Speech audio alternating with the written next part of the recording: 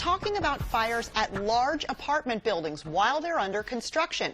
Fire chiefs around the country say the buildings are getting bigger and bigger, and that the protections that are supposed to be in place to allow that really aren't there until renters are ready to move in. The 5-alarm fire drew hundreds of firefighters from across the region. Truck 814, truck 812. Thick smoke invaded neighbors and even shut down classes at nearby University of Maryland. I came out of my office and could see that the building was on fire from 2 blocks away. This isn't going to be good. That's because College Park Fire Chief Bill Corrigan has seen this fire before in Montgomery County in 2014, in Raleigh and Kansas City in March. Since we've had ours, I mean, there's been one in Boston, there's been one in Oakland. It's getting to be a once every couple week occurrence somewhere. Anything over 5 stories used to be considered a high-rise with strict requirements for steel and concrete construction and a more robust sprinkler system. But trade-offs in the code have allowed residential wooden buildings to climb taller and taller.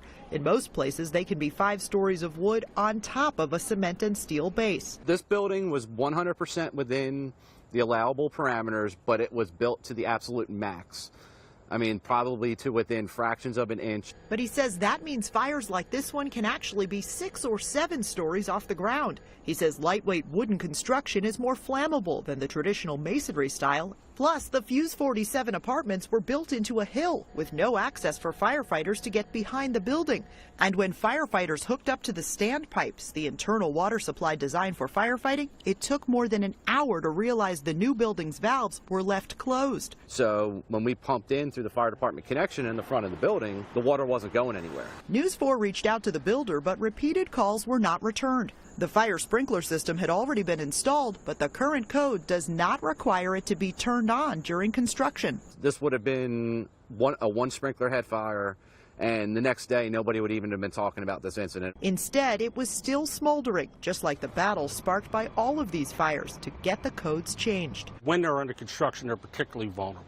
So for firefighters, that's a very dangerous time. Hagerstown Chief Steve Lohr was in charge of the Montgomery County Fire Department when this blaze tore through the gables upper apartments while under construction in Rockville. We had sections of the roof falling off of that building. He says fire trucks couldn't get behind that building either, and the fire sprinklers were slated to have been turned on the next day. Every second that passes, the fire is growing. The Montgomery County Fire Department immediately pushed to change local codes. Current Chief Scott Goldstein says now new wooden buildings can be 5 stories total, and firefighters have to have a path around the structure. We did make those adjustments, and I would not be surprised if Prince George's County works on, some refinements. Fire officials tried to address the issues statewide, but failed in the legislature the past 2 years. I think there's great opposition. I think that the bill asked for too much, and I think that's what hurt us. Maryland's fire marshal says those opponents vigorously defended the more affordable style of construction, saying when existing codes are followed, the buildings are safe. In a statement to the News 4i team, the American Wood Council said in part,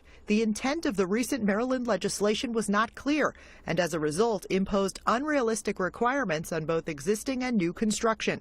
The requirements were expensive and of uncertain benefit. Let's get people with a vested interest in this into the same place that we can sit down and propose reasonable solutions. The larger jurisdictions that could do something on the local level ought to be steadily looking at that and making those changes. The College Park chief says he plans to approach Prince George's County leaders when his investigation is complete. It's not just a local problem to us.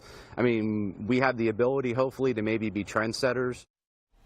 The chiefs all told me they'd like to see fire sprinkler systems turned on as soon as they're installed and tested, instead of waiting for residents to move in. That could protect these buildings during construction. The College Park chief said investigators may never know what sparked the April fire, but they believe it was accidental. Now, we also reached out to the National Multifamily Housing Council and the Association of Home Builders. Their thoughts on all of this. You can read statements from them and the full statement from the American Wood Council on our website at NBCWashington.com. Jody Fleischer, News 4i team. Boy, we learned a lot there about buildings all over the country like this. Absolutely. And hard to understand why anybody wouldn't want to see this happen. Well, they say that Prince George's may take a stab at this, so.